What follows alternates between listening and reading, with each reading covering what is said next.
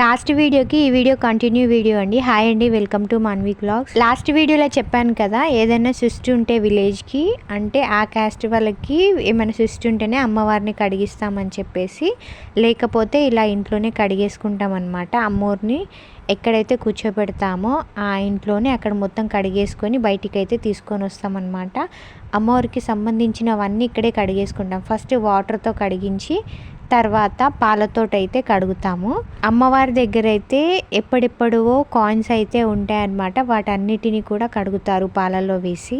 కాయిన్సే కాకుండా ఇంకా చుట్టూ ఏమేమైతే ఉంటాయో అన్నీ కడిగేస్తారనమాట. గవ్వలు, అమ్మవారి పీట, అలా మొత్తం అయితే కడిగేసుకుంటారు. ఇదిగోండి ఇక్కడ మా వారు మా మామగారు అయితే కడుగుతున్నారు కదా, అవన్నీ కాయిన్స్ అనమాట. ఒకవేళ అమ్మవారిని కడిగించాలనుకుంటే కనుక ఇప్పుడు కాయిన్స్ కడుగుతున్నారు కదా, అదే పళ్ళెంలో వేసుకొని తీసుకొని వెళ్ళి కడిగించుకొని వస్తామన్నమాట. ఇప్పుడు ఇంట్లోనే కడిగేసుకుంటున్నాము. అమ్మవారి కాయిన్సే కాదు, అమ్మవారిని కూడా ఇక్కడే వాటర్తో కడిగేసి తర్వాత పాలతోటి అయితే కడుగుతామన్నమాట. ఇదిగోండి ఇప్పుడు అమ్మవారిని అయితే కడిగిస్తున్నాం.